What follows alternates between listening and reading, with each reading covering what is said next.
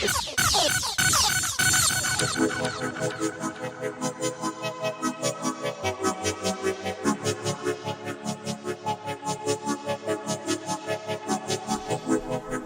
the 29th day of March, 2015, and this is The Radical Agnostic. Broadcasting from the sun-baked hills of the Sonoran Desert, Tucson, Arizona. My name is John. My co-host, as always, Mark. Hello. And our guest today is my dear friend, Greg Prill. He's a fellow Brazilian Jiu-Jitsu practitioner, purple belt, and an explorer of consciousness. I was trying to sort of think of an intro to describe you, but...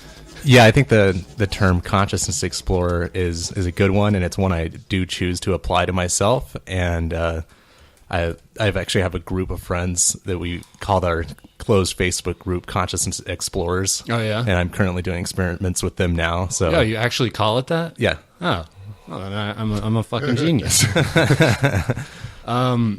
I really admire you, Greg, in this realm because just for your seriousness, but in your pursuits and exploration, and also your open mind.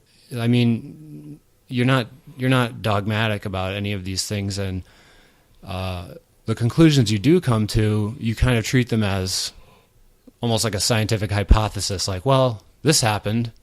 This kind of maybe psychic or telepathic thing happened to me, and we'll see where this goes. Or maybe that indicates such and such, rather than you sort of telling or proselytizing and telling people how it is. You seem very much up in the air, which is the radical agnostic ideal. You know, is that you're always kind of like, oh, I don't know. Right. Yeah. And I was thinking the other day too how the term radical agnostic, usually when people use that term, because there's either theist or atheist, and then there's agnostic, but the term you don't hear people use a lot anymore is gnostic also, right? That you can know things. And so where I'm coming from is that this kind of assumption that I have that it's possible to find some things out, to gain some knowledge, but you do have to have the agnostic part of it also, where you really are clearly defining what the limits to your knowledge are. Right. And I struggled with that when I was thinking about radical agnosticism, which is the struggle I had was, well, am I against believing anything? And to me, that seemed itself dogmatic and ideological, to say no matter whatever happens to me or no matter what I read, I'm never going to believe anything because belief is wrong. But it's more, it isn't that. So I concluded that, yeah, belief is, if evidence presents itself, belief is an option. But the difference is, and this goes with theists too, there's a difference, right, between an ideological religious person and a non-ideological religious person. And I was trying to quantify what that difference was. And essentially, one aspect of it, right, is that the ideological religious person often has rules to guide their behavior. And the rule is like self-justifying, like just don't break the rule. Whereas a non-ideological religious person might have rules, but they have rules because something else is the case, not because they were told that that's the rule and that's the end of the story, but because, for example, not eating meat. Are you full vegan now? Yeah, I've been a vegan for a little over 2 years now. So that's I don't know how much that applies though to a belief, because that's just kind of something I do. So what is the reason that you do that? Is it just preference, health, or taste, or is there an ethical side to it as well? Well, I used to experiment a lot with diet. Well, I guess I still do experiment with diet, but even before I was vegan, I would experiment with weird diets. Like when I ate meat, I would do the intermittent fasting thing for a while, where I'd only eat during like a 4-hour window of the day. I would eliminate things from my diet, you know, even when I was still, like I said, still eating meat and dairy. And I just came around to this one point where I was thinking about it one day, and I don't know, I started thinking about the moral thing, and it just hit me in a way that it hadn't before. Right. And that is kind of an emotional thing. So it's not something I can fully fully grasp with the intellect maybe, but I decided to try it and it felt really good. And I've been going along that way since. And this does tie into the consciousness explorer part of what I do too, because I find the vegan diet to be the best for mental clarity. And I also avoid caffeine. I go through a lot of periods where I even avoid any added sugar, because I can see little tiny differences and fluctuations it makes in my mind. Yeah, I've tried those things in a half-assed way, and they never made any difference to me. So I always abandon them like 2 days in or something like that. I just try to eat basically kind of healthy, and I do try not to eat a lot of sugar, because that does mess me up. Right, and I think that does bring it around to just accepting something dogmatically, because the first time that I tried cutting sugar out of my diet, it was actually specifically because Thomas Campbell, who I think we're going to be talking about a little today, he said that's, eliminating sugar is super important and you really need to do it. Well, I wasn't at that point yet where I had eliminated sugar. I was a vegan and it was pretty clean. So I was like, well, I need to eliminate sugar too. And so I did it, and it did help, but it's like I wasn't really ready to do it. I was doing it because somebody said it was a good idea. Right. And so it didn't stick. That's a perfect illustration of what I'm trying to say. This difference between ideological religion and non-ideological religion is the place that the rule holds right. in the behavior. Is the rule the primary thing, or is the rule a secondary? Like Campbell, who we'll be talking about, he is against sugar. He said when he walks through a bakery, his mind gets clouded just smelling sugar. Now is that all sugar or just white processed sugar? Or I think he does. He makes an exception, or he accepts like small amounts of raw, like cane sugar. Yeah, he's or honey or what's that? Or honey? No, I know you don't. He's super low. He doesn't even do honey. He the most sugar he gets is like maybe he says 1 to 2 pieces of fruit a day. Right. That's crazy. That's it. He eats like nothing. Yeah, he has it's funny because I'm drinking a smoothie right now, but he makes huge amounts of smoothie that are mostly vegetables, not fruit. Like I said, like 1 piece of fruit. Yeah. And he'll have that as like 2/3 of his nutrients for a day, like every day. So yeah, he was like for lunch I eat like 3 almonds or something. Yeah. I was like, oh, okay, well, that sounds horrible. Well, but I think that's this concept though of kind of waiting till you're ready to explore things is really important, because I can write out huge lists of things that I think are good. Like when it comes to my diet has gotten so restrictive, or I say that oh, well, you can investigate these things, you can meditate this way, you can do this, and people might start looking at that as if it's a religion, because I'm starting to form this list of things that I think are good. But if I'm talking to someone who's not familiar with it, it's not that I think they should go and run and do all these things. Right. It's that, hey, you might like these things. If you're on that edge where you're like considering something, like maybe you're considering veganism, okay, then explore it. But if it just repels you to even think about it, there's, okay, fine, don't even try. Like, why even bother, right? Rather than evangelizing, then it's sort of like just comparing notes on what's worked, what hasn't. Maybe this will work for you, maybe it won't. Well, and also the big difference I think about that is, I mean, if he's experimenting and you're doing whatever you're doing for yourself, then that's one thing. If you do that and then you come out and you tell everyone else around you, hey, you need to do this. Right. You need to do what I do.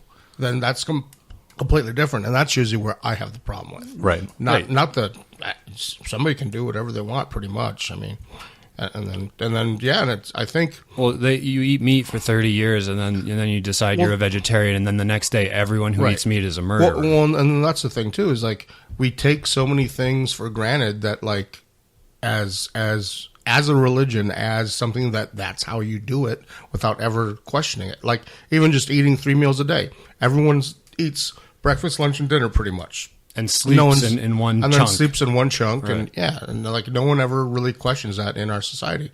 I was just reading something about when European settlers first came over here, most of the natives would eat like throughout the day, just like little small meals throughout the day. Right. And they were like perplexed by this, and they were so like supposedly interested in it, they would actually like watch the natives eat for like entertainment, and like and that's supposedly in this thing I was reading, this paper.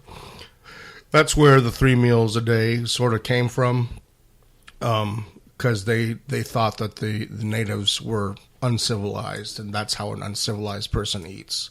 And a civilized person, has a breakfast, lunch, and dinner. Now, I wonder if it aligns somehow with the economic realities of the Western world, sort of the capitalist system, and chunking those meals together like that, sort of to get you through the day. I don't know. Right. Well, I'm sure there's all kinds of reasons for it. Like, a big part of it is when we were a very big agricultural society, everyone was farming, or a lot of people were farming. You'd eat a big meal in the morning when you got up before you had to do all your work, and you'd eat like a huge meal, because that would take you through your job. That's a good point. And you worked 8, 10, 12 hours. Because the natives didn't work they didn't have work to go to. They just were kind of living, and they'd go out on a hunt or whatever. And yeah.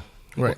Or what about the 9 to 5 workday with a lunch break? That would certainly drive people to feel like they have to eat at those times. Right. My girlfriend Paula was bringing this up the other day. And I've thought about this before too. The whole thing about getting up early, like at 7 a.m. for work. There's this small group of assholes out there who like that. They love getting up early, and they're so extroverted or something that they've shaped society in such a way where the other 80% of the world has to do that now. Because I think they're just so outgoing, those morning people, that they won, even though they're in a minority. And Paula was saying, like, why can't we just start the day at 9 or 10?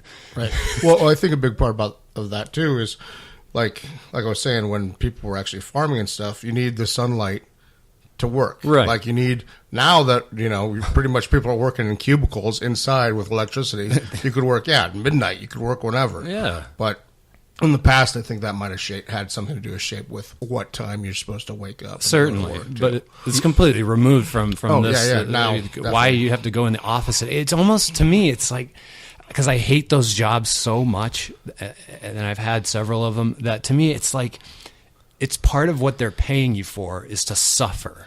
Like, it's just part of the deal. Like, you can't really like this. You have to kind of hate this, and then we'll give you some money per hour. Yeah. I know that sounds crazy. No, it's like basically a prison population, I think. Like, you can either like commit a crime and go to jail, and then we'll house you and feed you for your life that you're in jail, or you can go spend your own time in your own jail so that you can afford to house yourself and feed yourself. What Chomsky calls wage slavery. Right. I do think that mindset, I've definitely been at jobs where it was the joke that everybody would constantly be making with the other coworkers about how much you hate the job. And I was thinking to myself when I'm at these jobs, like, why does this exist? Like, literally every person in this building does not want to be here. And it's since then I've just quit jobs, even when it seems like a horrible plan monetarily, because I just can't stand it. And it's this lack of questioning is really what bothers me, because some people think like, oh, you quit your job, you must not have a work ethic. Like, how do you expect we want everyone else to do the work? Like, you think things need to be done for you? They're mad at you for bucking that, for walking away from that. And yet usually they can't tell you what they actually produce. What good they actually do in society, or what they're... And there's so many jobs that are worthless, and they don't produce anything. There's so much paper being printed out of office printers that is just meaningless. Reams and reams, like a 500-page, HR manuals, and then it's like all off-center, so they just throw it all away and start printing it again. That's just one of the things that pisses me off about those jobs, is just all the waste. And it's just... An interesting historical fact about this is that this whole idea of getting paid by the hour, that's about 150 years old. It's not old at all. So even in the election in the 1860, I guess, when Lincoln was was running for office, the Republican Party was, one of their platforms was against wage labor. So the slavery issue was looming in the forefront, but another issue was that having people work for an hourly wage was what they called wage slavery, and that and the Republican Party was completely against it, and they thought it was a terrible way to run the country and to live. So there was. So what was before that? People would be paid by the day or by the month, or just get a salary like paid every couple of weeks? Well, the majority of the country was still farmers at that time. Okay, so just whatever you sold. So most people were just agriculturalists. Well, you have to remember too that, and this some of this might go back a little bit before the time period we're talking about, but money, even though it's existed in a lot of societies for a long time, it's not always had such a strong hold on everything. Like John, I know that you've read I don't know his first name, Graeber's 5,000 Years of Debt. David Graeber, yeah. The book is called Debt: The First 5,000 Years. And he talks a lot about a lot of stories in there of different societies and how they deal with their money and their interactions. And like I said, money can be in a society and not be central. One of the examples he gives, I think it's in it was somewhere in either Ireland or Scotland. And the way it would work is everyone's a farmer, and if you say you need pigs from somebody, it all goes on credit. And then you go to the pub and it all goes on credit. You need this kind of grain, it all goes on credit. And they would meet like once a year or something and have some sort of like settling of this, so that like, oh, well, I need a few more pigs because, we're not exactly even here. And then it would just be over with. But those people, they weren't stressed about settling their debts every day like you can be in this society. It was a once a year thing. Yeah, it wasn't based on a fiat currency. I also like how he talks though, about how emotionally, how the way we set up our money system affects people. Because we've been talking about how, you can go to a workplace where everyone there hates the work. Well, if you set up a system where owing somebody something is like, it's a weight on your shoulders. Debt. Like, you don't want to owe somebody like, oh God, I owe like this bill $1,000. Like it's not a good feeling. Like, and then, oh, I got to go to work because I need to get under the weight of this bill. It sets up everything to be negative emotionally. Whereas you could have a society where, okay, like, I trust you as a person to have good qualities and produce what you can produce for your society. Like, do you want to do that? Does that sound like fun? You know what I mean? Right. And like, people could look at things in a positive light. Like, what are you doing? Like Mark said, we have all these jobs that aren't doing anything. You can't even point to what you're producing. Just let people actually have the chance to produce something. And it's not just a pipe dream, right? You could have vocational schooling programs where people... Well, yeah, and we used to, and people actually used to respect that, but now it's college. Everyone's, you want to have a good life, got to go to college. Yeah. It's not about like learning plumbing or, It's another example of why Germany is ahead. They have a huge vocational schooling program where people learn what they're good at and they get jobs in those. Right. The one thing I was going to ask, though, so what about, or how far back, or where did the whole, if you owed a debt, you would be thrown into a debtor's jail. Prison? Like where'd that come from, or when did it start, or whatever? Because I know in this country, we supposedly, in the Constitution, right, that's not allowed. You can't do that. Right, and supposedly. That was a direct reaction to the time period where what you're talking about was happening. I'm not an expert on this, but I think the answer to your question is that you're talking about 18th and 19th century British culture is where you'd have debtors' prisons. So it was already a capitalist society, and so debts, you could be thrown in jail because they if everyone defaults on their debt, the economy collapses. Right. So they were afraid of that. And and I guess what I was getting to is, so that is supposedly illegal in this country, but if you owe fines to the cops or the city, guess what can happen? You get thrown in jail. So it's come kind of full circle, I think. Like a lot of stuff that was old is new again. Right.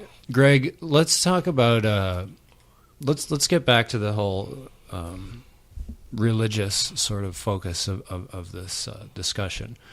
What I want to tell my story about my religious history, but I also want to hear yours. So what did was it a religious family? What are we talking about? Protestant? How did you grow up? Yeah, it's Protestant. It was the Lutheran Church specifically.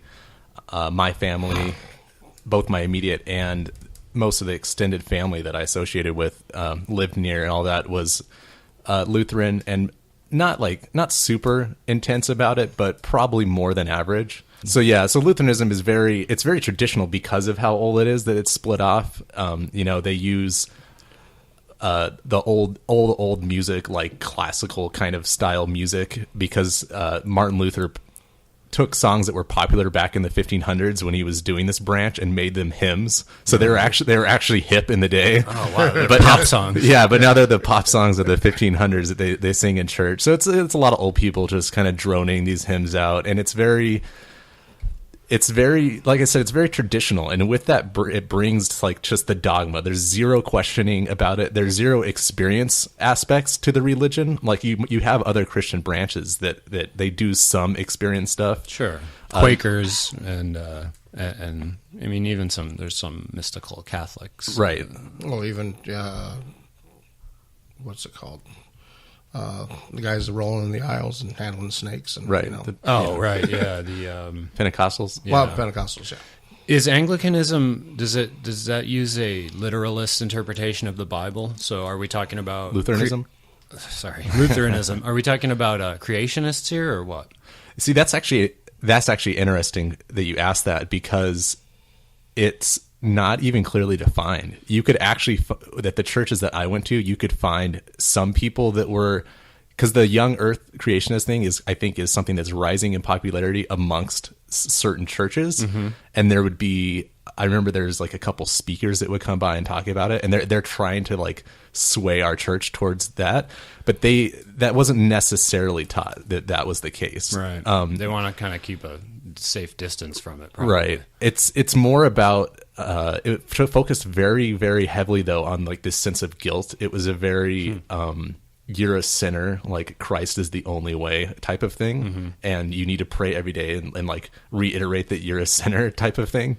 It's a very bleak system, really. Yeah, because it focuses on that so much. As soon as you mention it, I imagine this dark church made with wood everywhere and no stained glass, because that's Catholic and we don't like that. Well, if you go look at the Lutheran churches in Germany and the art, like the sculptures they would have, it's this very, very like dark and like looming, and like they like these tortured Jesus statues where he's like writhing, he's writhing in pain, and it's just it's very focused on this negative thing, and like you need to be saved. I'll tell you, man, I was a young earth creationist for like 2 years in my late teens. And it's very compelling because I still have these qualities, right? The sort of iconoclastic tendency to go against the grain on something. Yeah, the alternate theories are fun. Yeah. We love that stuff. Yeah. But my first foray into that was young earth creationism. And it's exciting because it goes against the popular belief. And people would be surprised how elaborate the explanations for young earth creation, the defenses for it are. Well, so young earth creationists are the people that believe the Earth's only like 5,000 years old. 6 to 10 is their estimate.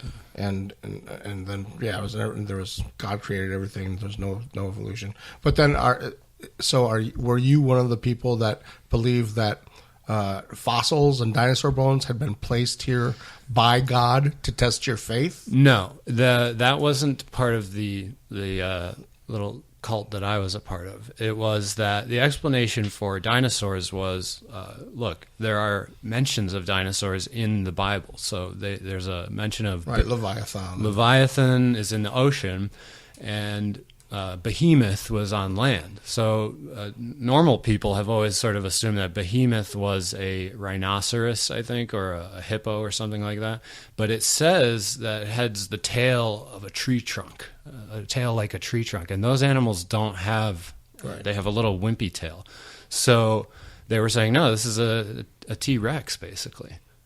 And Leviathan had some weird characteristic, like a long neck. It's described as having, so it seemed more like a plesiosaur than a whale, for example. So these are examples of how they get around these questions.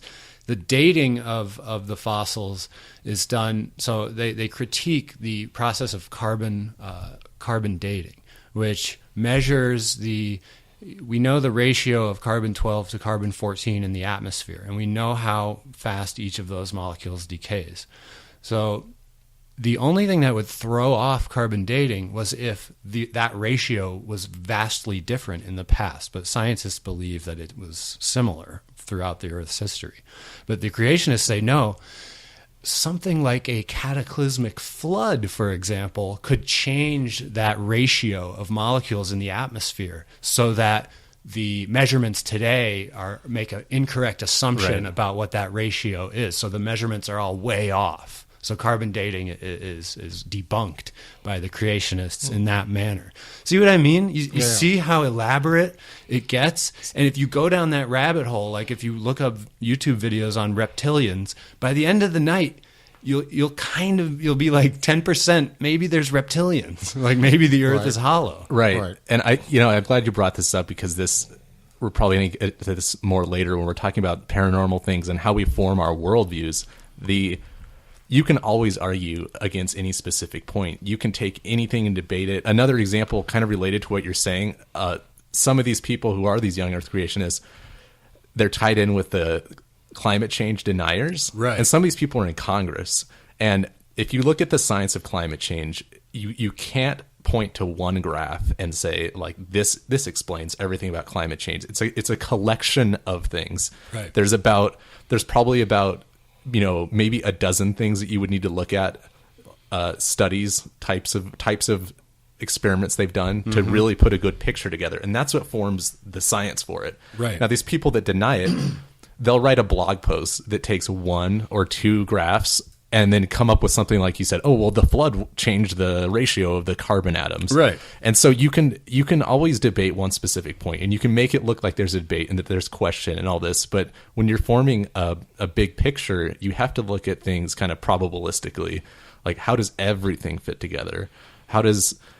You can't just take it piecemeal like that. No, you can't. It's an extremely irrational and unscientific approach. But if you're looking at this data for the purpose of debunking it, so that it can justify your religious view, then that's how you're going to approach it, piecemeal, one at a time. Right, and this is exactly how paranormal studies get quote unquote debunked. That's right. Let's take something like, for example, we'll talk about remote viewing because this is a big one. Somebody will say, well, remote viewing is not real. It's been debunked. And even the notion that something can be debunked is not scientific, because you're saying, I have proven that this thing has not only never occurred, but can't and never will occur ever in the entire history of the universe. Proving a negative. Yeah, it's ridiculous. And so there's been dozens of remote viewing studies. There's probably hundreds of remote viewers who write books. They appear on television sometimes. All these things happen, and they'll just find a study they don't like. They'll find a charlatan, a faker out there. Sure. They'll find it. They'll point at a charlatan, which there are millions of in mediums, psychics. There's millions of fakes out there. And unfortunately, there are more fakes than real. That's unfortunate, but that doesn't mean that there aren't real ones out there too. Right. It's like finding counterfeit money and using that as evidence that there is no real money. Maybe we should talk about Campbell's ideas first, because it'll really explain it. But the simplest way to put it real quick is that everything is a system. And if you look at it he likes to use information theory terms. So you have this whole system, and this system has a certain amount of entropy. And entropy is like the opposite of organization, pretty much. It's chaos. Yeah. So you have all these beings interacting. So you have people, and you have cats, and you have the environment with the trees, and et cetera, and et cetera. And it goes beyond the physical too, in theory. But regardless, you have this system, and morality stems from the fact that a system that veers towards entropy ceases to exist. No, right. So you're saying morality is an evolutionary construct? Yes, it's an evolutionary construct from what we've learned to progress, to continue our growth, to become what we are today, from living in the woods, eating mice. In that sense, that light, that's an interesting point. Well, in that light, I'm agreeing with you in that systems evolve, and they evolve towards doing what's best for them. That's exactly what I'm saying. The difference, though, is that for some of these questions, you have to separate it from pure materialism. Like John says, he's bringing up this empathy. Well, does something exist beyond materialism that allows him to have empathy in the first place? And I would say yes. Right. A but- non-physically based sensory apparatus. Right. Well, that's a separate issue, I guess, from what I was bringing up, is because I'm just saying that morality, as people like to talk about it, has, like I said, evolved from just what we've known and what we've been taught to become what we are today.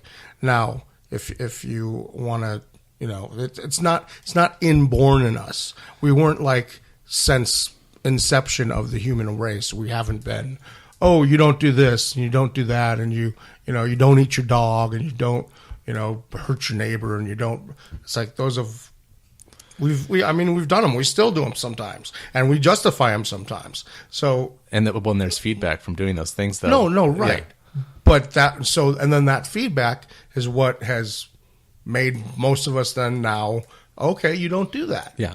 But then, so what I'm saying is, but how much of that is inborn in us, or how much have we learned? Okay.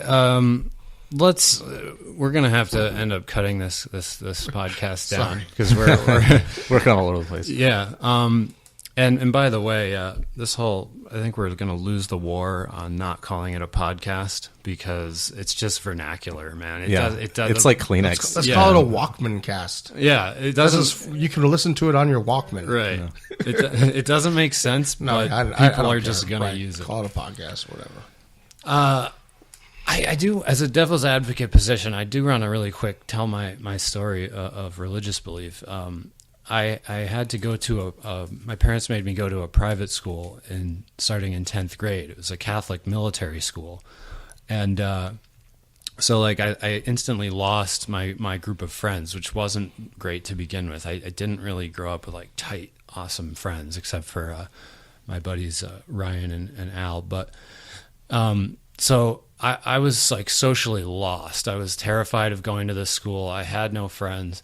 And that summer, I picked up basically a fundamentalist religious belief system, including young Earth creationism and all this stuff. So I spent a lot of time reading about it and getting into it.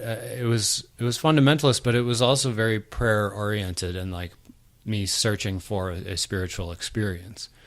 And so I started going to that school, and I had these hour-long bus rides in the morning.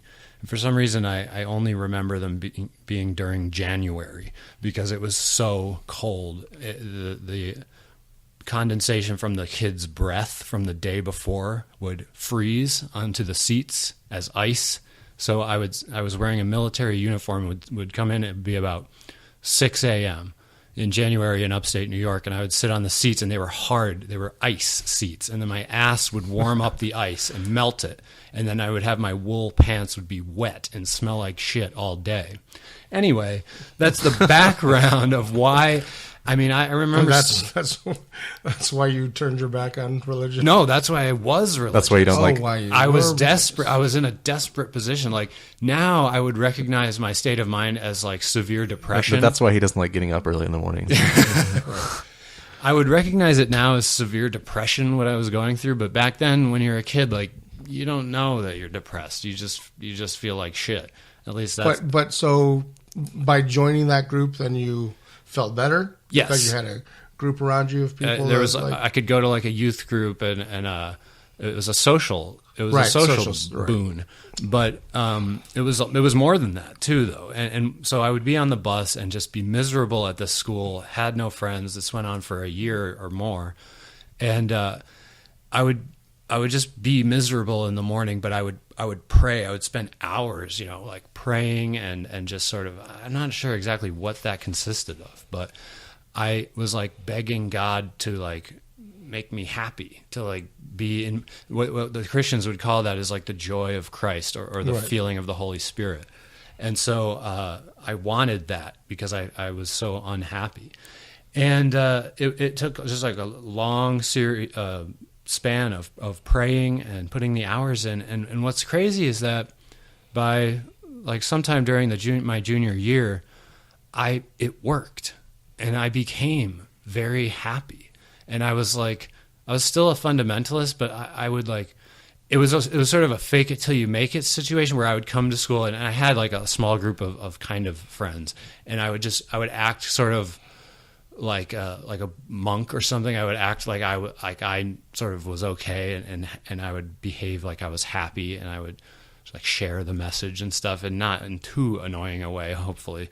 But it eventually, like in my senior year, I became joy filled and happy, and it was completely crazy. Like my school experience still sucked. I wasn't popular and stuff. I got like picked on and stuff a lot, but I was happy in like a deep sense. And so, I mean, that's the end of the story. And then I went to a Christian college and just like immediately abandoned the religion, like after the first week. Like, even though it was because I was having fun. I had a million friends. You had other things to make you happy. Yeah, I moved away from home. It was like summer camp college to me, living in the dorms. It was freaking awesome. I loved those 4 years of my life. But even though it was a Christian school, I was no longer a Christian, and so I didn't like need it anymore. Right. But I think a lot of like believers are like wringing their hands in anger right now that are listening to this, saying like, it worked. Like God gave you this joy, and then you spit it in his face. You were tempted by all the sins of the flesh and evil that's in this world, and that's what you accepted. Exactly. Now Greg, I wanted you to finish your story because you got to the statues of Christ writhing in pain. Sure. So there's a lot of similarities there with my story. So anyway, we have statues writhing in pain. I'm a young kid. I felt very similar in that I felt like I really needed to pursue it. I remember being, I don't even know how young, but I was the kid, probably the kid in the church that knew the teachings the best. Like I would read the Bible on my own when I don't even know how young. Yeah. Younger than you would be expected to, certainly. And like memorizing the rules, and I can be a hyper logical person. So I have this rule set, and I'm going to fit the entire world into this framework, and it's going to tell me exactly what I'm supposed to do. And since it was the only one really given to me, I mean, yeah, they teach some science in schools or whatever, but certainly not when you're in elementary school. It's certainly not very intense. So this is the framework I had to work with, and I'm going to make the whole world fit into it. And I'm going to do everything it says. And it became really frustrating though, because there's the contradictions, and I start to notice them.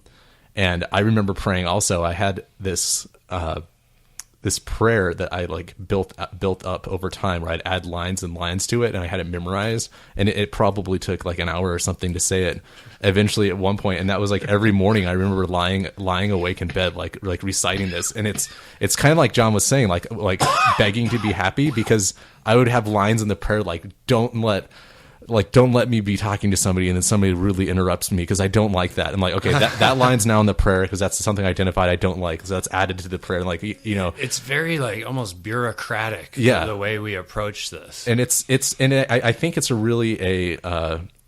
me it's like really a control thing, like that. Like I need to have everything in its place, and so what happened though is the framework unraveled when I went to what they call confirmation classes in Lutheranism. So I think it's probably I think you take them like ages like 13 and 14 or something like that. And you go to these special classes at night where it's just the group of kids your age, because you're getting taught more deeply by the pastor. And the purpose is that, you're going to get the adult understanding of the religion. And at the end of the thing, you're going to stand in front of the church and say, like, I'm confirming as an adult that like I actually believe this and I'm a member of this church. And so that experience of going through the confirmation, allowed me to raise a lot more of my questions, made me look at a lot more of my questions. And it just, I did get confirmed, but it was like pretty much the religion was draining out of me the whole time. And right when I reached the end and confirmed it, it was just like such a very empty feeling. And so not long after that, I started going on the internet, which I'm very thankful that our society has this now. Yeah, it's amazing. And, looking at just every sort of different type of thing you could look at, right? I've heard I've heard that reincarnation's a thing. I want to read about that. I'm going to read about this and this and this and this and this. And there's so much of it, and so much of it's contradictory. And here I am trying to find a worldview, to replace the one I just lost, because I still need that sense of control. I'm like, okay, that's not right. What's right? And I went through kind of a fitful period there for maybe I don't even know, a few years where, like I did find some things, like I found a book I really liked that had a pretty solid theory, but it's like 0% provable, or maybe not 0% provable, but it has a lot of things that are just, the author's just telling you this. So what was that? So this book, it was called Abduction to the Ninth Planet, where this guy was abducted by aliens, and they took him to his planet, and they explained this whole system of spirituality to him. And it's not that the system itself is that far out, because it has a lot of parallels with much of Eastern thought. So that's fine. But, you know, they gave him all kinds of specific details, material details, like that you could never prove, like I said. So I kind of had this, and I was like, well, this is a worldview. I can't find anything wrong with it right now, but it's like, again, I can't prove it. So it's just like, well, I guess I'll just like be okay with it. That allowed me to start like meditating and look into spirituality. So it wasn't really all a bad thing, but that feeling of, not having things confirmed was frustrating. So, as I got older, kind of like John's saying, when you get to start like partying, so then I get to like my drinking phase and all that. All that stuff, I didn't need that anymore. I could have fun like in the moment, and then most people you talk to are like atheistic. I learned more about science. I got a bachelor's in mathematics and a minor in physics, and I was like, well, kind of felt like there's something with the spirituality stuff, but this atheistic model is pretty good. It's like it's like pretty pervasive. So okay, I just latched onto that for a little while. And That's the big pattern, right? So people go from a deep, devoted belief to a fundamentalist religious system, and then if and when they fall out of it, the normal reaction is to flop over to the dogmatic atheist position. Right. So when Dawkins and Hitchens and all these guys are screaming that religion is the root of all evil, basically, my unending reply to them is, you guys almost got it right. You almost got it right. Like, fundamentalist religion is very dangerous. Right. It's bad for all the reasons you said. But that's not the thing that's wrong with those people. The thing at the base that's wrong with people is ideology. It's the desire to cling on and have certainty about metaphysical questions. Right. So when you flop from fundamentalist religion to fundamentalist atheism, you're still demonstrating the same negative tendencies towards ideology, the need for comfort, the need for assurance. So this materialistic worldview of the atheists is, in its own way, very comforting, because Right. It says knowledge is quantifiable. The answers are, we pretty much have it figured out already. And to me, they're making the same human error that they made as fundamentalists. Well, right, and except for, I think, like Greg was just saying how he was, you don't have to be an asshole about it. Like, you can have your, like, he had this thing that was, it's explaining my worldview, and then he was like, oh no, it doesn't, so I'm going to try to find something else. And then, but he wasn't going around telling everyone else around him, oh, you believe in that, you're an idiot.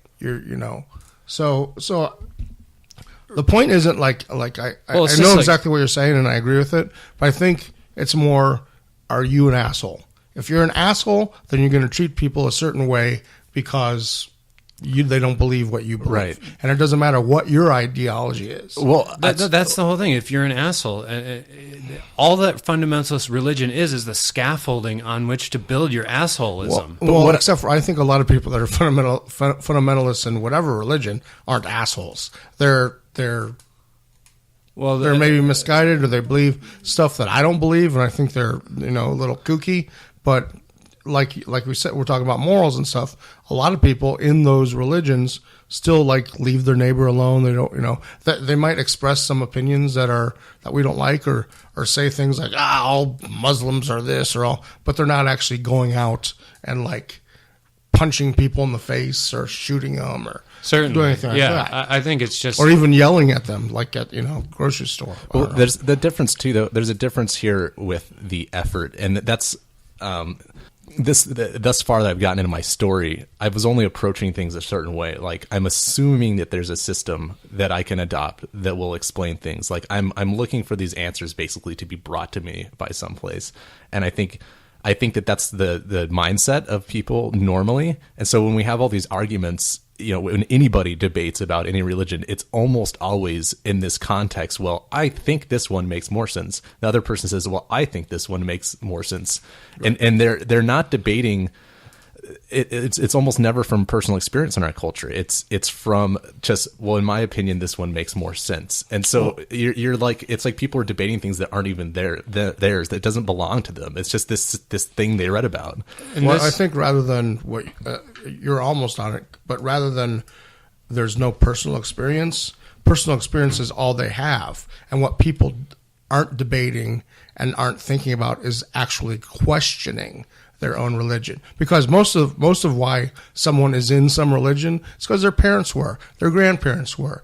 So it is a personal experience. Like, I was brought up in the Catholic Church. I was brought up as a Muslim. I was brought up as, and then they don't question their own why they believe what they believe ever, really, because that's what they've always known. Right. And when I'm talking about personal experience, I'm not just talking about the personal experience of having been taught something. I'm putting forth this idea, like I said, the Gnostic side of the agnostic coin, that doing things like meditating or exploring dream states or these altered states actually leads to new experiences that give firsthand spiritual, that give you firsthand experience. Right. And so that's not present in our culture. All right. So this leads up to not questioning being sort of fundamental to the religious experience. This brings us to this guy, Thomas Campbell, that we want to talk about. This is someone that Greg and I have studied. He turned me on to him.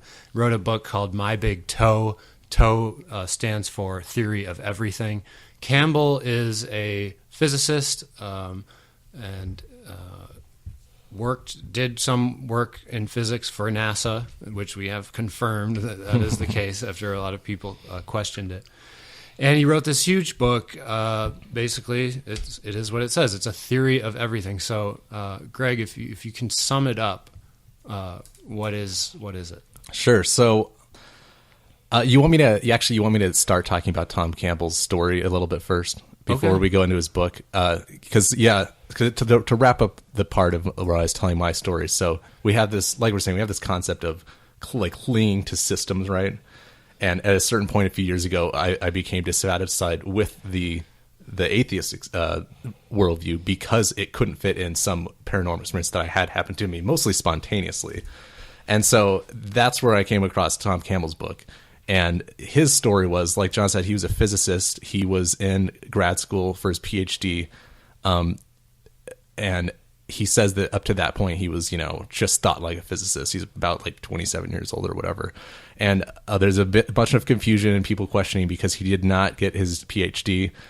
But if you know anyone who's gotten a PhD, you know that you pretty much take all the classes and learn everything in about like almost up to like the master's level, and then you're just kind of doing some research, and then you have to wait for your advisor to give you the PhD. Right. So for reasons that aren't that important, he didn't finish, but he was educated up to that level. So when people say he's not a doctor in physics and they try to do this whole thing, it's ridiculous. Well, NASA didn't care. So right. Why should NASA didn't care. They hired him. Right. So anyway, when he's 27 years old, he started working, and I guess that was already. I don't know if it's necessarily NASA. I think he was like Army something or other, but it's for the Department of Defense, like legitimate physics work. And he had been introduced to transcendental meditation because that was popular back then. He's like a 70-year-old man, so when he was this age, it was back in the 70s.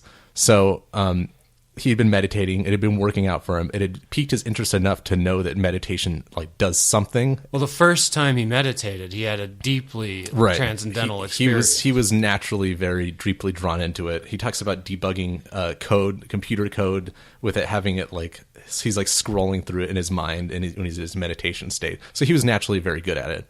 So he started working. Soon after he started working, he met with Bob Monroe. Bob Monroe might be like the godfather of the consciousness explorer movement, and in the U.S. And the Western culture, because he was a businessman who, it wasn't until his 50s that he had having spontaneous out of body experiences, like totally spontaneous. And he ended up writing 3 books about it, having all these out of body experiences. And he was trying to put together a worldview from what he experienced, but he wasn't even necessarily that good because he kept changing over the course of the books. But the important thing was that here was somebody who was having all these things happen to him, and he could have this experience. And when Tom Campbell met up with him, Bob Monroe was looking for scientists to start doing experiments, and they ended up setting up a laboratory. They have these chambers, the soundproof chambers. They put on headphones. Experience into like telepathy, remote viewing. Right. They started with the out of body thing, which can lead you to these other things. Because if you're out of body and you meet up with someone else out of body, you can be communicating at that point. Right. And Tom Campbell tells us this great story. After a few years, they're working in this lab. They're learning to do out of body from Bob Monroe. When he said that he knew it was real, it was him and another person, Dennis Menerick, in these soundproof chambers. And the way they have it set up is that Bob Monroe can speak with them into their headphones, and they have a microphone so that he can while he's just in a normal waking consciousness state, he's like, what are you guys experiencing, as they're out of body and whispering into these microphones. Well, this time they're like, well, we're going to exit. We're going to meet up. We're going to have an experience. So they did this whole thing, this out of body adventure. They come back and they listen to the tape. Well, when they're in the chambers, they couldn't hear each other actually speaking in any way whatsoever. But the tape is perfectly synced up because they were having a conversation out of their body. They have the same experience. So he's like, okay, this is totally real. For him, all doubts removed. So then he moves on. This is still however long ago, back in the 70s or whatever. He worked for decades at NASA and with the government doing all the physics stuff, and he continued to pursue going out of body all the time. And I think back in, 2005 or something, he came out with this 900-page book that sums up a little bit of this story that led him to this stuff, and then a huge section on his theory of the way that he now sees the world because of this exploration. And there is a scientific basis to most of it. He has ways of explaining this whole metaphysical view using physics terminology. But the upshot of it is this guy he's a person who claims to have a gigantic range of psychic powers and ability. Telepathy, he can remote view, he can leave his body in a meditative state. He draws a picture of existence as basically in line with like the multiverse idea. There's just all these different realms and universes, right, and beings and entities with whom he's contacted and communicated. So that gives you an idea. That's the paranormal side of what he's talking about. And the core, John asked me to try to come up with a way to concisely explain his theory. It's really impossible. You'd have to get into his stuff. But probably the core thing that's really important is coming to this idea of simulation theory, which is not unique to him in physics these days. Right. He may have actually been one of the first physicists to start looking at it, but now we have people who are just kind of regular physicists who are looking at simulation theory. And what simulation theory is that leading up to this point in science, you have the physical universe and you have this materialist assumption that that's all there is. So as we look deeper and deeper, we're like, okay, like this is an element. Why is this element different than this element? Well, it's an atom. This atom has these properties. It has these neutrons. Okay, well, what's a neutron? What's a proton? They do their atom smashing experiments. They find the quarks, and you kind of dig deeper and deeper, and they're looking for more material causes, fundamental, right? Little pebbles of stuff. Right. And so but now that we get down to the quantum level, it's a little bit troubling because it's starting to look like things are kind of basic at this level and might not even go deeper, like smaller in size.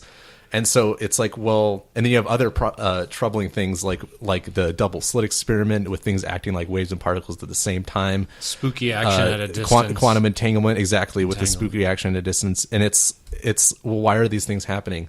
It turns out that a simulation theory very concisely explains why these things happen. It ties them up in a neat bow, and it's just really, like I said, other physicists have been going towards this because it's so simple.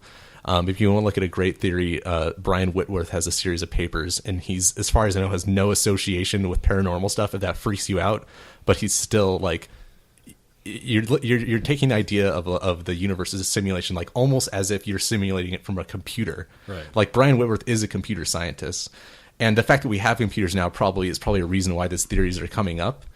It's, if you imagine the idea that you have your computer, and Tom Campbell uses the like World of Warcraft as an example, like you want to simulate a world and have things happen in it. So you load up the World of Warcraft program on your computer. Basically, see, consciousness is like at the core of things. It's the stuff. It's the originator of things. Because even in these physics experiments, you need an observer to observe something. Otherwise, it doesn't even exist, right? Like when you're doing a double slit experiment, you're changing the outcome whether it's observed or not. So the theory he has this reality where our physical reality isn't even like, there's no fundamentalness to it. Like it's getting kind of sent to your consciousness. You observe something, it's like, that's why the double slit experiment comes in. That's why it changes whether you look at it or not, because things only get rendered in this video game if they need to be because somebody looked at it. And so from the beginning, you have this whole system of consciousnesses. Like John says, these physics things are rules. So originally you would have had no rules. You have a high entropy system. You maybe have like these low dim levels of awareness. They don't really like operate so well. And as they evolve and they're aware, they choose to set these systems up and build these systems that increase consciousness. So here we are as consciousness, and we're in a system that increases our level of consciousness. Now, on the face of it, Campbell is a crazy cult leader who claims to have magical powers and has a system that explains the universe.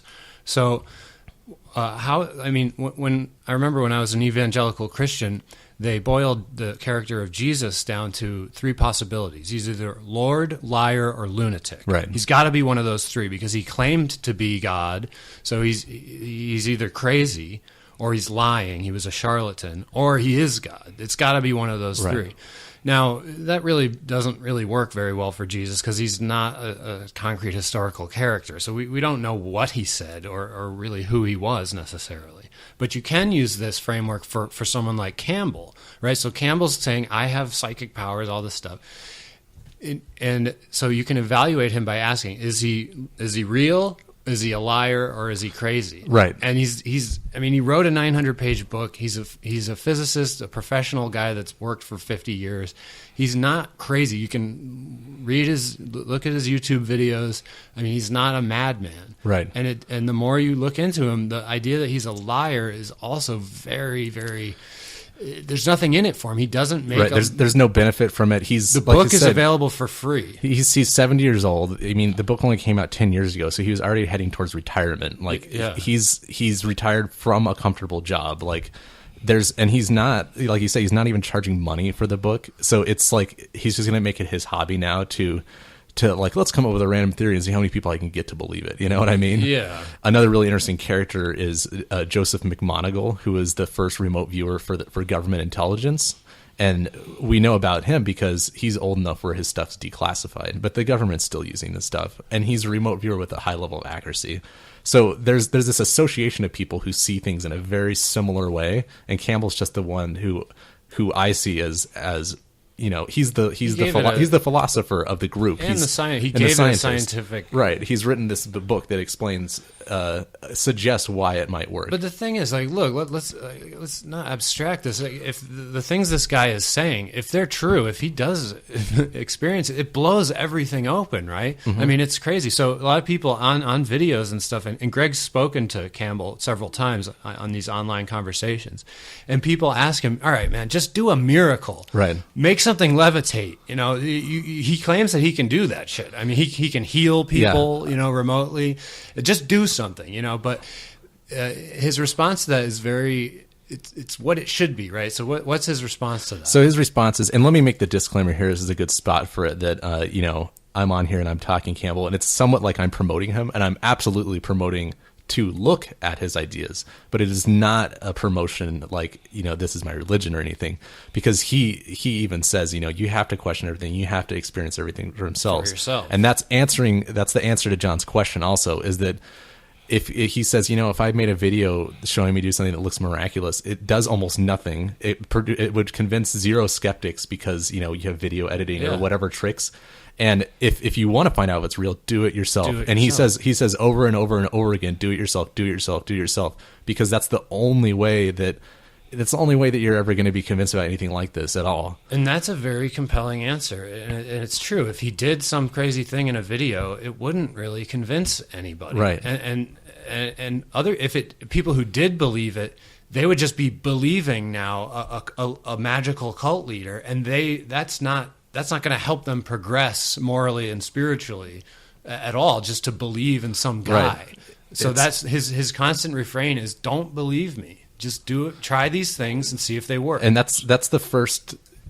This is Western culture. This is not popular. This is what the Buddha said, actually. And these ideas aren't that different from some of Eastern mysticism. Yeah. And the old Eastern mystics did say do it yourself. Patanjali had the manual of the original yoga, which most people misunderstand that word, but it was a system to explore stuff yourself, and he said to do that. The Buddha said do it yourself. It's just that those things have been around so long enough that they've glommed into the more become crusty. They just become like a religion, because that's just what happens over time. Like people forget to be original. So are we explaining this in any kind of way that makes sense? Yeah. Basically, some questions that I have is, has like the amazing Randy ever commented on him, or let's talk to him? Randy. I'm glad you brought up the amazing Randy, because there are, as I've looked at all kinds of different paranormal things, all the different studies.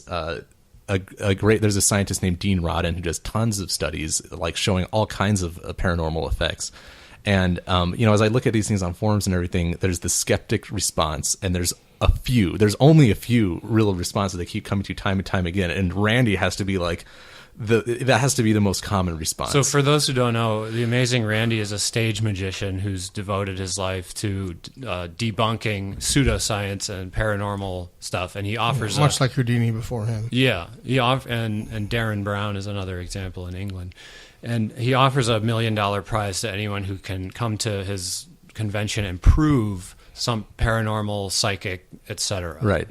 And no one's been able to do it. And so the response to that is that first of all, people are trying to speak the word science and Randy in the same breath, which is not it's not even close, because on one hand, you might have somebody who's doing parapsychological research like Dean Rodden, and he's running an experiment. And this is actually is Dean Rodden's response also that I'm going over here too, because he's asked why he doesn't do something with Randy.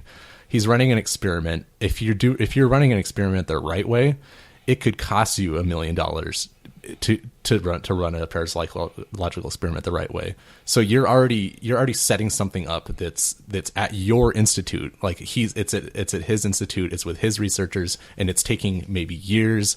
Like you're running this long experiment, right? And so that's the kind of effort it would take to satisfy Randy's request. Whereas Randy will have somebody who says, well, I can remote you so well that you're going to give me 2 options or 10 options, and I'm going to pick the right one, and I'm going to do it 10 times in a row on a stage in front of these people, just like it's a magic trick in 30 minutes. So Randy sets up these. Have some guys tried that? Oh yeah. That's the thing, is a lot of people have tried to do Randy's challenge and failed, but he's setting up these circumstances where if you look at any of the people who say they can do this stuff, I don't know, maybe Campbell, I don't know, but maybe somebody could do it. But most of the people who can do this stuff or who research this stuff, nobody's saying you can do it in those circumstances. It's too difficult. And so you're asking somebody to do something impossible. I think a good analogy, I thought of this other day, it's kind of like somebody saying that humans can run 100 meters under 10 seconds. And then Randy's like, that's bullshit. You come do it and I'll give you $1 million. Right, and only Usain Bolt can and then do it. You can go up on the stage and try to do it, and if you fail, you're an idiot. It's been debunked. Yeah. Well, guess what? The best person in the world can do it, and Usain Bolt's not the only one. The best sprinters can do it, and it's just things can be difficult. And if you look at I noticed you had a Sheldrake book on the table.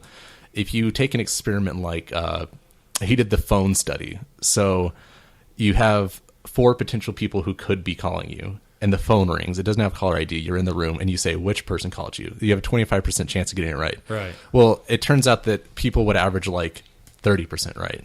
Even if it's only 27% right, if you take a huge number of trials, it's the odds of it being chance are like 1 trillion to 1. Yeah.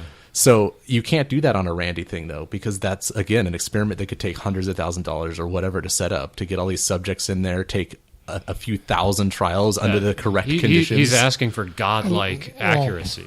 Well, and to go further with what your analogy, it's like rolling a 6-sided dice.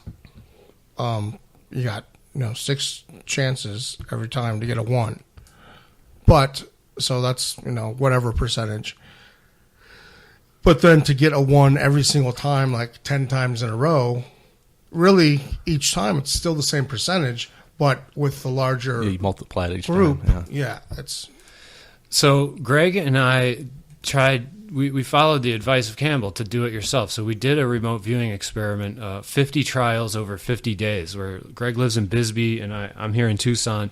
And what we would do is that I would pick 4 objects from around the house and take a picture of them. Then I would flip a coin to choose one of the objects, narrow them down, and pick one randomly. And then set that object on in a place in the house. And it was Greg's job to get into a meditative state from many miles away and write down his impressions of the object. And then I would send him the picture of the 4 objects, and he would pick which one it was. So he has a 25% chance, and I was doing it as well. And you have a 25% chance of just getting it right randomly by chance. So we did 50 trials, and what were the results? Well, I should have looked because I don't remember, but they were not statistically significant. Right. Whatever it was. It was about 25%. Right. It was around there. So the experiment did not indicate the that presence. You guys are remote viewers, right, of paranormal. And we were trying. I mean, Greg's pretty advanced with meditation and this stuff, and we were putting in. Well, I don't know about that. Right, compared to me, but we were trying different methods and everything. And the weird thing about it is that when we did get them right, it was very striking. It was like head on. Yeah. And so like the way that John's describing this experiment, you're not seeing the 4 objects before you view. Right. So if you get something wrong, okay, you got it wrong, whatever. But when you would get something on the head where you would know what the object was before you even saw the 4 options, it was like, whoa, that's weird. Yeah. Or but, the skeptic will say, well, it was right on to target with random chance, and it's I think confirmation bias or yeah. About that experiment, were you guys both going into transcendental meditation or? Yeah, going into a meditative state. We tried different methods, but we weren't. I don't know about you, but we weren't. I mean, were you doing it when you were trying to think of the object and when you were presenting the object, both of you? Because my question about that is, so Tom Campbell and Bob Monroe, they are not Bob Monroe, the other guy, I can't remember his name. They had the experience talking to each other when they were both in that state. Right. So my question would be, wouldn't you both need to be in that state? Well, there's a difference to talk to each other and see what the object was. That confused us, but that's a telepathy experiment. What you're describing is me reading his mind. What this was supposed to be remote viewing. No. I'm talking about remote. Maybe I don't think of it that way, but it wouldn't be telepathy, you reading his mind. It'd be you having an out-of-body experience, him having an out-of-body experience, you guys talking, him telling you what the object was. That would be one. Knowing it. Well, that wasn't the object of the. Right. That's not what we were trying to do. We were just trying to have an isolated out-of-body experience and literally see the object in the place where it was sitting. Yeah, and without communicating telepathy. These things though don't necessarily have clear lines between them, because this is covered a lot. The term remote viewing was coined around the time that Joe McMoneagle was doing the stuff with the government, because they didn't want to call it telepathy, or they didn't want to call it something that was reminiscent of something that was mystical, because this is the government and these institutions. It's remote viewing. It's like, make it a new term, make it technical sounding. Yeah. And so, but there's not clear lines between what's actually going on, because you could say, well, if you're having an out of body experience, like Campbell would say, you're not actually leaving your body, because the physical world's just a simulation anyway. So an out-of-body experience is you're just receiving data of a different location. So an out-of-body experience is remote viewing, perhaps with other senses like touch and whatever along with it. So, I mean, it's just important for us to acknowledge the results of the test were in some ways compelling, because we would be right on sometimes, but in the end, it was not significant, our results. So it's important to say that. It is important to say that, but I think that this is exactly kind of the skeptic thing, though. Like, we did a little tiny study. Yeah. To say that it's debunked is kind of ridiculous. No, certainly not. And so what I like to say is that, like John said, we had things that were compelling that happened. And for example, before we started the statistical aspect to the experiment, I just said, "Look at this object on my table." And he sent me a picture of like 5 objects drawn or something. And remember, I sent you back a picture of what was on my tables in the area, and it was like 4 of the objects were like pretty much dead on. Yeah. Yeah. And so since experimenting with you, I've been experimenting with other people, and the experiments are going slower because of the way we're doing it, like doing it in a group and everything. So you couldn't do statistics anyway because it's slower. But when something works, it's like, what just happened? Yeah. Like I was doing experiments with a friend where we're not even trying to do statistics, we're just practicing. So it's just pick any image on the internet and select it as the target, and then after I send you my impressions, just show me what it is. That's it. That's simple, right? So wrong, and then I'm sitting there on the couch, and I was like, oh yeah, like I didn't try to remote view today for that guy's experiment, and I get this like vision in my head, like a little movie, and it's weird too, because it doesn't even feel like a normal thought. Like it's almost like a mini hallucination. Not that I saw it out in front of my eyes; it was still in my head, but like And it's like, oh, I'm riding a bike in New York City, like going between these taxi cabs and stuff. And like, okay, well, that was weird. So I send him the impressions, and he emails me a photo of a kind of bicycle, like riding in New York City between taxi cabs. Yeah. And it's like, okay, well, we weren't doing that in a sense where we can even begin to talk about probability. But it's like, right, you can't calculate it. It's just like what happened, you know? And so when I'm saying that is like the statistics go both ways. I mean, the statistics don't go both ways because we didn't do that part, but the analysis of what to do next, you can do a scientific experiment, and they do this all the time, where you don't get significant results, but you say, but what happened was compelling enough to make further research worthwhile. Okay. And that's where I'm at. So I'm continuing. So this leads right into my wacky theory here. And the problem with these psi phenomenon, which is what they're referred to as, is that they're so vague, and the description of how you do it is so difficult, and people don't have scientific solid descriptions of how they have telepathic communication or how they remote view. Right. So skeptics look at this vague language and they say, this is all bullshit. You don't. So the vagueness of the terminology is a big problem. So this got me thinking, right? Here's my crazy theory on blind people and their dreams. So I started to wonder, I mean, here's the first proposition to my argument. It's impossible to communicate the experience of a sense through language alone to someone who cannot perceive that sense. So if I asked you to tell a blind person right now what it's like to see, do it as a thought experiment, and you'll quickly find out there's zero. You can't explain sight to a blind person, congenitally blind person, at all, or sound to a deaf person. You can't say it's like this. It's like there's no anything that a sense is like. So language cannot communicate the experience of a sense. So I started wondering how blind people, born blind people, experienced dreams, and whether they had visual phenomenon in their dreams. So I looked at the scientific research on this, and there's some interesting stuff about blind people and their dreams. First of all, they have 4 times as many nightmares as sighted people. And most of those nightmares are transportation related. So they'll either like be walking down a sidewalk and they'll fall in a hole in their dream, or they'll get in a car crash. And that makes, if you think about it, that makes so much sense. Right. Because when they're in a car and you're blind, you can't see where you're going, but you're getting jostled, and that must be terrifying. You're going 60 miles an hour and you can't see what's in front of you. So they have these nightmares. They have more olfactory and auditory sensations in their dreams, and they also have lower dream recall in general.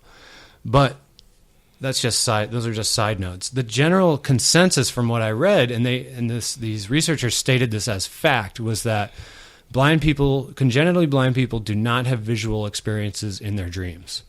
And I was like, oh, that's interesting. And then I asked, well, how do you know?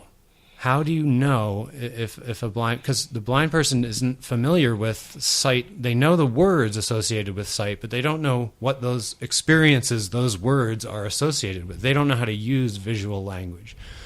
So I look at the methodology of these studies, and they just asked them. That's all it was. The researchers just asked the blind people what their dream, they had them write down their dream impressions, and then they counted up the number of visual words that they used.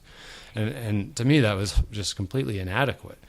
And I kept reading, and then I found a contrary study that said that used an EEG. So it connected an EEG and looked at the brain activity of blind people while they were dreaming. And sure enough, the visual cortex was, in fact, activated. And they came to the conclusion that the observation of alpha attenuation visual content correlation, along with no differences in graphical representation, which means the blind people would actually draw what they saw in dreams, and it was no different from what a sighted person. How could a blind person draw? They just asked them. They say draw what you saw. They give them a pencil, and they just move their hand in the shape they're thinking of. Yes, that's awesome. It is, and they had the sighted people do it too with their eyes closed. So they said, with your eyes closed, draw what you saw in your dream, and they compared these sketches, and they're here in the study, and they're the same. They're just as good as the sighted people's sketches. Okay. So, and then they observed alpha waves in the brain with the EEG. Anyway, the conclusion was that the visual area of the brain was activated and that these people were having visual phenomenon in their dreams. Now, my skeptical question of how can they know, that's just brain activity. So my skepticism applies to this study too, as to how can you know if blind people have dreams. But what the significance of this is... they see in their dreams. Yeah, sorry. And what the significance of this question is that how would you describe a sense, an extrasensory perception that you had in a dream, if you didn't have language to convey that sort of sense language of that sensation? And the answer is, I think, that you would communicate the knowledge that sense gave you. So right. If a blind person saw something in a dream, they saw a person standing over there, they wouldn't be able to tell you in visual terms, well, there was a bright light on his jacket, and I saw that he was wearing blue. Right. They don't know those words. So they would say, there was a guy over there, and he was waving. And you could ask them, well, how do you know that there was a guy? And they might not be able to tell you, but they'll tell you the knowledge that it gave them. Well, this is significant to extrasensory perception, because how do psychic people and remote viewers explain these extra senses with the knowledge that it gives them? So they say, well, I don't know how I knew, but I knew that there was this object was in Greg's house, or I knew what this other person was thinking. And so the skeptics say, well, give us something solid. How did you know? And they don't have the language for it, because normal people aren't psychic, so there's no language for those senses. Yeah, no, that reminds me of so I was listening to this guy, and he was talking, a parapsychological researcher, and he was talking about how when they first started studying lucid dreams, they had to prove it to the scientists. I think it was Stephen LaBerge, who's known now for being like one of the first people to study lucid dreams. But people are saying, "Well, I'm having lucid dreams." Well, this term was new. People didn't believe them, because like, you can't be conscious in your dream. That's counter to the definition of a dream. In a dream, you're asleep. And so they had to go through this whole rigmarole where they told them, when you get in a lucid dream, like, move your eyes back and forth a certain number of times, and then because you're REM sleep, your eyes are moving. It's the only part of your body that's not paralyzed. Right. And so they just observe their eye movements, and they're like, oh, well, it corresponds to, because they would wake them up right after they did the signal, and like, okay, everything's actually happening here. They were actually aware they were having a lucid dream. Well, it's like, to somebody who's had lucid dreams, the idea that you would question the experience is pretty silly. It is. And that's the same with things like remote viewing. And it's because I've had many weird experiences that can't be explained any other way. And to me, it's like questioning it is like questioning a physical object sitting in front of you. It just happened. Yeah. And just because I don't have a whole way to explain everything to you. You don't have the vocabulary. Yeah. And yeah, not only the vocabulary, but because maybe I can't put it in a full framework yet of why it happened or all these other things. But it doesn't make me, it doesn't make it questionable. It happened. Yeah. Well, excuse me, but so lucid dreaming. Lucid dreaming is the experience you're asleep and you're having a dream, and you realize that you're asleep and having a dream while you're still in the dream. But then you can influence your dream? Yes, absolutely. Okay. So, and Mark, it's incredible. Okay, there's well, methods. Well, no, what I was going to say was, like, I think anyone sleeping is still cognizant of what's going on around them, their surroundings. Oh, their surroundings, yeah. Right, like, and a dream, if a noise happens, then somehow I'll correspond that with something in my dream. No, like, no. Oh, was that we're talking about like a building fell down or whatever. This is a very... But no, what I like... So, but you can actually... You're awake or you know you're dreaming. Yep. And like if someone comes up and like is trying to scare you, you go, this is a dream, and now you're going to turn into a chicken, right? Or whatever. And so it goes way beyond that. You can just you can say there's methods to induce lucid dreams, and I'll tell you right now, they work. I did the methods, and I started having them, and it's an ecstatic experience. It's amazing. It's absolutely amazing because it's you. It's almost as real, and some people get it. Refine it to where it is as real as this. Mine were still kind of dreamy and you couldn't see everything straight and stuff, but you can get it to where it's like we're here now, but you're asleep and you realize that you're dreaming. And I can say, I'm going to make Greg levitate off this chair with my mind, and he will levitate as real as we are in this room right now. And the feeling of that power and that enlightenment is incredible. You wake up feeling ecstatic. And that was probably the first paranormal thing that happened to me, actually.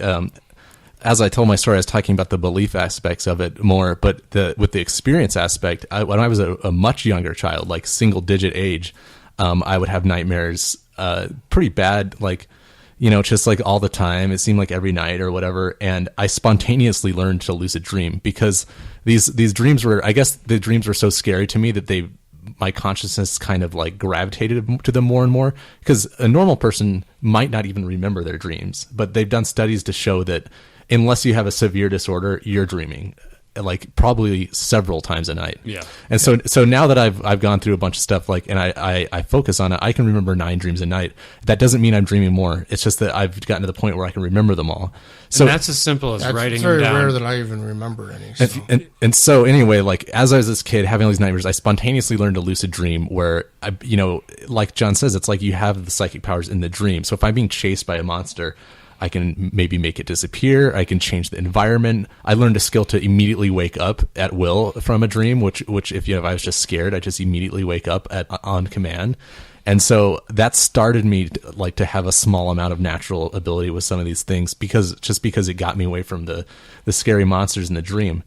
Well, and since then, like John says, they can develop to the point where the level of reality is just like being here. And that's where there's also a blurry line between lucid dreams and out of body. Because people hear out-of-body experiences and they say, oh, well, I'm going to write something on a card and you're going to fly over and you're going to read it. Well, but people also use out-of-body experience to say that they kind of went to another reality, but that's just as real as this one, but it might not be Earth or whatever, right? So I've had times where I've woken up in the middle of the night and I'm at a place and it's just as real and physical as this one, but it's something I'm like, usually I undergo some sort of test and all these things happen. Not many crazy things have happened to me paranormally, but a few have. One, when I was getting into lucid dreaming, I had a lucid dream. So I was asleep and dreaming that I was in my bed, laying there. It was just a normal like dream of me sleeping, and I became lucid. And I said, "Oh wait, I'm not. This is the dream. I'm dreaming right now. I'm still asleep." So I stood up from the bed, and my girlfriend Paula was laying in the bed in the dream and in real life. And I woke her up in the dream, and I said, "I'm having a lucid dream right now, and you're in my dream.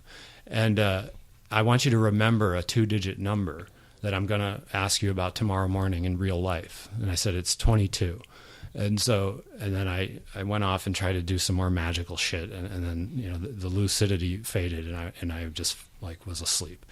And so in the morning, I was like, oh, I had a lucid dream last night, and then I remembered the experiment. And I was sitting next to Paula. Now this is real life, and I said, last night I had a lucid dream. I woke you up and told you a number in the dream. What is that? And before I finished the sentence, she goes, 22. Right. In real life. And I was like, wow, that is bizarre. And so skeptics listening to the show, if you get frustrated that like it seems like I'm believing things because we talked about the experiment we did with 50 trials and it didn't have results. Yeah. And people we're honest about and that. people are like, well, why do you believe this stuff? Like you did an experiment, you did a science and it didn't produce results. Right. Why do you believe it? Blah, blah, blah. Fair enough. But it's the experience that John just described. When you have dozens of those, and like I said, the level of, well, like with his, there was something even in reality that came back and tied it around. And I've had those also. But when you have enough of these experiences, why it becomes insane to deny them. It becomes reality just as sure as anything else. Because you can question the reality of reality also if you like. Oh yeah, that's what I was going to say. The simulation thing. I was going to ask if that was then supposed to be like how there's this big overmind and we're all just like it's dream or it's created some computer program that we're actually the simulation of instead of being real. It is like that. Right. It's like that. But to say that we're not real is not. Well, we are real. It's just as real as your experience, but not real in the way that we it's not fundamental. Somehow think of it as. And it's not necessarily, like you said, an overmind, like a being, like a bearded god who's whipping all this up in a computer. Well, that's one thing that people always, I think, get wrong when they want to manifest human elements to a god or mass intelligence or whatever that is. They make God in their image. Yeah, in their image. The one thing, so this is all personal experience, and I can completely understand where you guys are coming from. I'll relate my story and why I maybe am more of a disbeliever than you guys is. Right. I was born. My mom's father was a traveling preacher, traveling minister, and I was basically born into the Baptist church. He went state to state, started ministries, would build churches. And so her whole family was involved in that very heavily. My father, he went to like a tent revival when he was like 4 or 5 with his sister, and they got saved, I guess. Right. And there was, I don't know if there was really trouble at home or my grandparents on his side were just drinking and smoking, but then he came home and he basically convinced them that they needed to come to church and get saved. When he was 5 years old? When he was like, 5 or 6, young.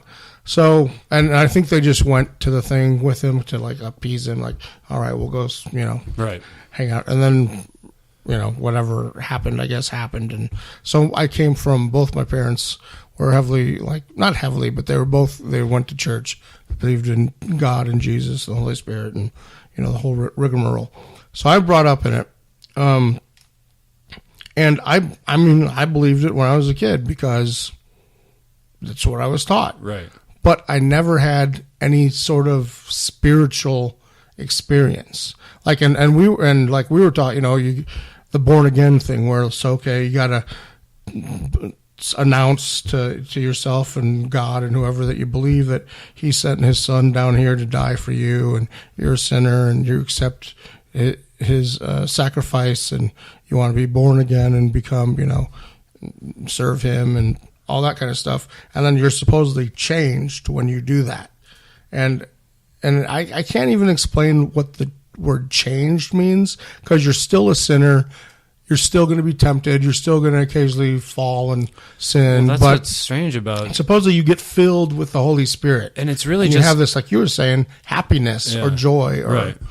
And it's really just the recitation of a sentence in those evangelical Christian sects is that you have to... Well, a recitation of a sentence, but also a belief. You have to mean it. Mean it. You have to mean it, definitely. But it's weird how it comes down to, do you accept Jesus Christ as your Lord and Savior is usually how they phrase it. And then you have to say yes and mean it, and then everything's different. Right. You're going to heaven. Right. And so I when I was like 6 or 7, I did that, and up until then, I got baptized in church when I was like 11 or 12. Which in the Baptist church, that's when you get baptized. You don't get baptized when you're born. You have to actually accept him and become one of them, and then they'll baptize you. Like in the difference too, like the Baptist churches that I was in they weren't dark. They'd have a cross, but very rarely would they have a figure of crucifix. Right. I mean, people were generally pretty upbeat, happy. There wasn't a lot of like. This was way before like the whole fundamental Christianism or Christianity that we have now, where it's like very political and people are talking about immigrants, and there wasn't any of that back then when I was involved in that. And there's still some churches that are more liberal than conservative in that realm. But so like after even I got baptized, I still didn't feel a change. I didn't feel like I was any different than I ever was. And like when people would talk to me about it, I couldn't understand them. I couldn't connect with them at all because I was like, you felt nothing. But I pretended that I did. I was like, oh yeah, sure, blah blah, And so then that's why eventually just like, as soon as basically what happened was my parents changed churches, and so. And it was like 30 miles away, so they would drive to church, whereas I was going to this church that was like a mile away, so I'd walk, or they'd take me when I went. But I was just like, I'm going to keep going to this other church and just stop going. I'd just like, leave when they left and then walk around the block. So are you getting at the idea that you haven't experienced anything that... I've never had a paranormal experience that I can think of. Yeah. I've never had any sort of spiritual experience. I haven't had I've many never had myself, now, honestly. I'm not saying that they don't happen, or you guys didn't experience them, or anyone else doesn't experience them. I'm just saying I haven't. And then as Greg has talked about how lots of people, their personal experience informs their worldview. That's sort of my worldview. Exactly. It's like, and that's as it should be. Yeah, I agree. It is as it should be. Now, the question might be though: are you pursuing the? So, in other words, I'm not really pursuing it anymore because it's never happened. Like I have pursued it. I have like looked into stuff and checked stuff out, and just like. Yeah, and that's something I'd like to kind of push if I can, because it's not about pushing beliefs on people, but it's about I just see the lack of in our culture that you could even do it. Right. So I would encourage people again, like, just if it's totally repellent to you, then forget about it. But like, meditation's cool. Like cool things happen. Like you heard us talking about lucid dreaming earlier. Does that sound cool? Like, like you can do these things on your own. You know what I mean? And it's like, I just wish that was a little bit more popular. Right. Well, I guess like I've meditated, but when I meditate, I don't. And maybe this is less of me saying I haven't experienced what you guys have experienced, but maybe just my definitions are different. But I don't get like a spiritual feeling from it. I do get a sense of calm, or more clear thinking about stuff. Well, that's things like that. But I don't feel. To me, I don't feel like what I've always been taught is spiritual. That's a spiritual thing. So, yeah. Well, this is that's normal. That's totally normal. And that's exactly how it was for me when I started meditating. One thing that makes me, so there's a lot of things that, like, that Tom Campbell might say, or that are in some of this more esoteric Buddhist tradition that I have not gotten to the level of. Like when earlier John said, I'm an advanced meditator. Maybe if you compare me to the average American, but at the level of these people, I'm like, 5% down the path to like, when you get to like this, I don't know, there's no end really, I guess, but the super cool stuff, I'm just still a very beginner. And now, so people could question me, well, it's like, okay, you've had some experiences, you've meditated some, it makes you more relaxed, it started to do some other things, like, but why do you assume that, like, oh, you're going to be able to be remote view wherever you want and fly out of your body and do all these things? That's crazy. Yeah. Well, and the reason, there's a good reason, at least I feel it's a good reason, it's that, if I look at a model like the Buddhist jhana model, and you can look that up if it's interesting to you, it's you do certain styles of concentration meditation, and there's a very clear progression of you're in the regular calm state, but that's before you even get to a jhana. And then when you get to the first jhana, you're in a real, like, actual altered state. Like, you're not going to just think you're relaxing. Like, there's something happening. And then it goes more and more and more and more. And there's like 8 jhanas you can progress through. So that's an example of a framework, a map that's been laid out of somebody saying, like, all this crap can happen. Now, for me, I can reach the first jhana pretty reliably, and then getting anywhere beyond that is iffy. But that makes me think, hey, monks have been following this framework for thousands of years. They all say that it's pretty good. Why would, since I've hit the first part, like, that's enough for me to kind of buy that the remaining 7/8 or whatever is something that I can pursue. And a lot of it is effort, right? I mean, that's a lot of the reason I haven't pursued meditation consistently is that, like, I had the same experience as Mark, where it was calming, but it didn't really do anything. Maybe 1 or 2 tiny exceptions to that, and it just wasn't part of my ambition in life at that time to keep pushing for those experiences. Right. And I might have even wanted them for the wrong reason. I might have wanted superpowers so that I could be like a Lex Luthor or something. I kind of did see a dark side to my own desire for supernatural powers. And that's one of the reasons I stopped pursuing them. Also because it was hard and it wasn't working. But I'm in a different place in my life where it's like, no, I kind of have to deal with, like, material things right now. Right.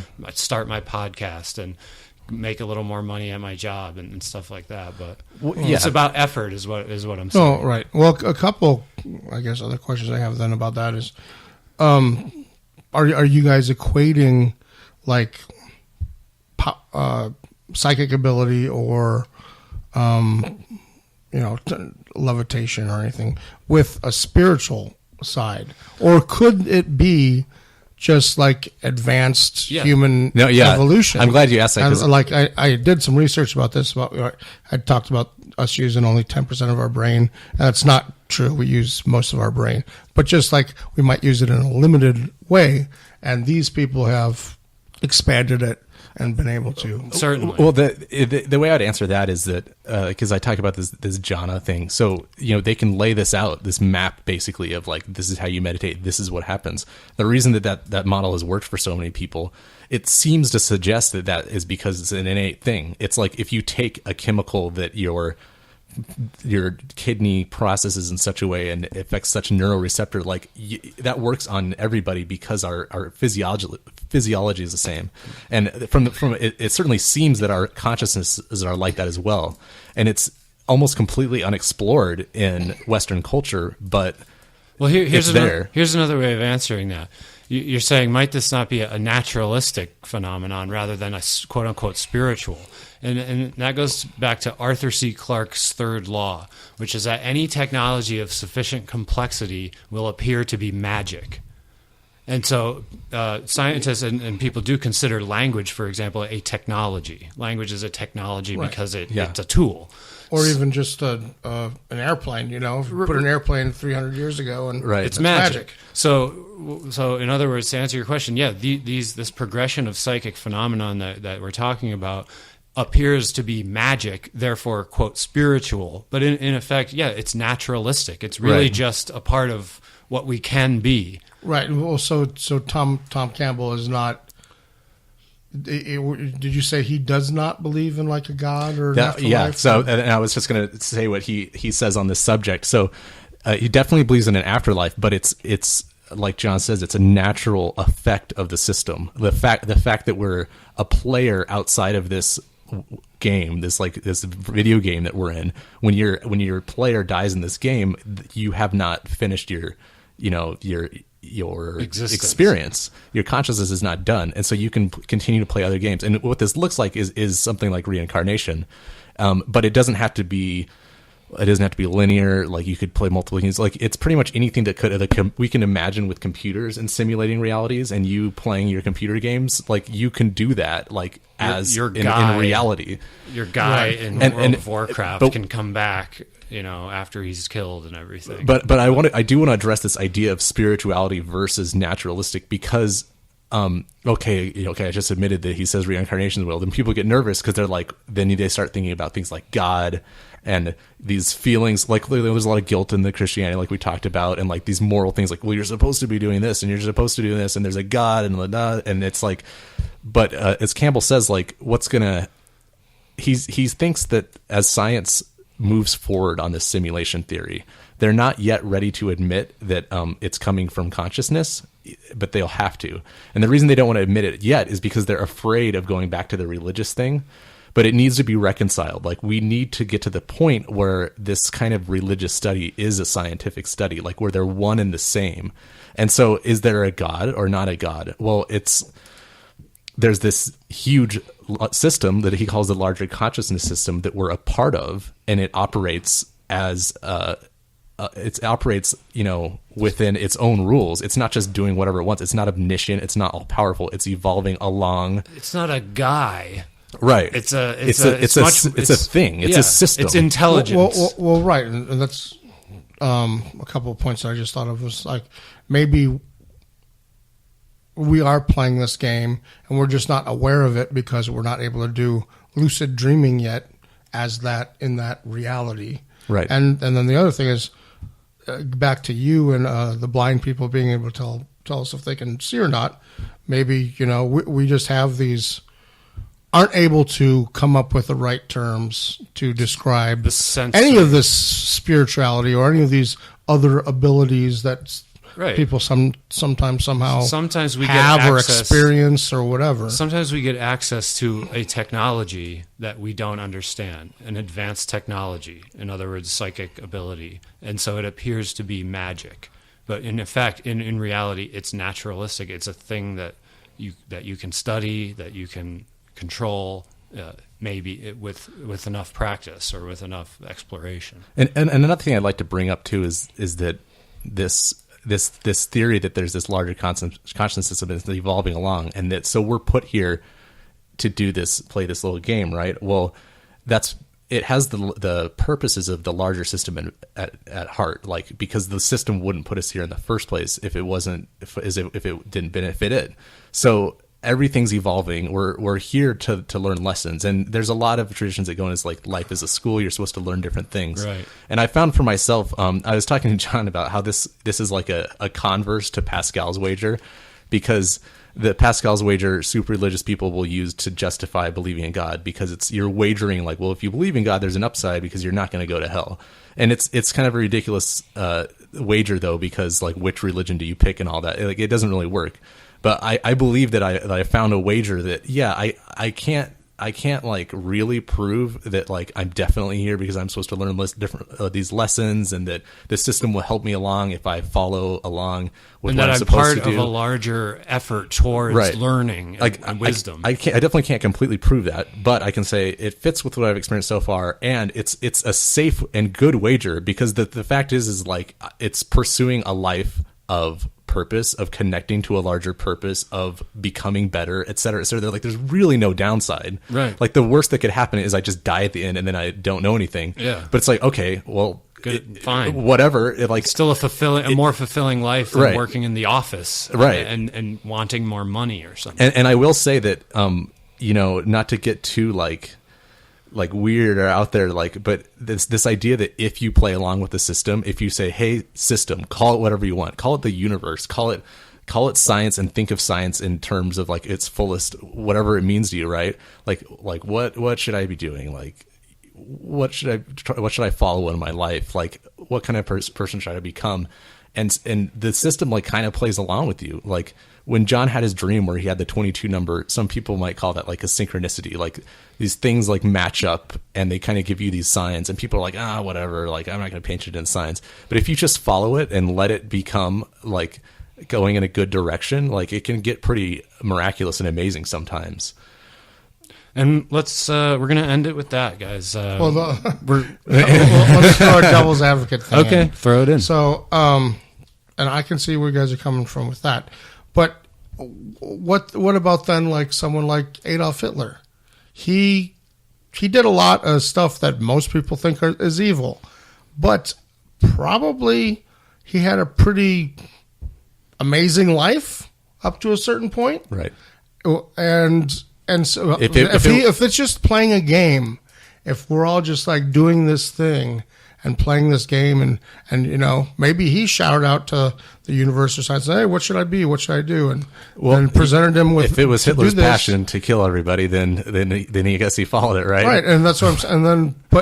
And he got fame and power and everything else that some people want out of life. And there. But what are you saying, that the worldview that Greg is presenting doesn't properly punish a guy like Hitler? It says that what he did was in line with what Greg is doing. Well, okay, this is my thing, and it goes back to how organized religion keeps people in line, and possibly that is one of the main benefits and the reason that we needed organized religion, is to keep people from doing. If everyone in the world just believed that, oh, I'm just playing a game, and this is kind of like virtual reality, and everyone is gonna, you know, come back to play the game, they don't really die, then we would have, I think, a lot more people doing what they want, and some of that is not going to be so nice. You know, well, part of what I said in there is that people should follow what they want, and I know what you're saying. Like, if we don't have these things in check to hold people back, that they're just going to do whatever they want. But as we said earlier, if the world's not like real in the way that we think it is, it doesn't mean that experience isn't real. So I don't think people are just going to go shooting people like it's Grand Theft Auto just because, like, oh, it's not actually real. Like, well, yeah, I mean, you're still actually hurting people. You're still causing all this pain and suffering. And I don't think a lot of people would do that. And when you bring up the example with like Hitler and the Nazis, I think that it's possible that perhaps Hitler was being some sort of weird form of genuine because he was actually following what he wanted to do. But I would like to point out that the millions of soldiers and SS members and all those people were followers. So when I say that people should follow what they think is right, I'd like to have a little bit of faith in humanity. That's an excellent point. If those soldiers had done what you said, Hitler wouldn't have had the power that he did. Right. That's a good point. So when I look at that's a good point. and so when I look at the systems that exist in the world today, a corporation that's bad and it has hundreds of members and they all don't want to be at work, that makes me think if those hundreds of people did what they wanted, it would be a better world. That's interesting. All right, we got to cut it off, guys. We went too long, but it was a good conversation. Thank you, Greg, for joining us today. Thank you, Mark, and we'll be back next Sunday. Yeah, no problem. And we'll be back next Sunday with more guests and interesting conversations. So thanks for listening, everybody. Have a good one.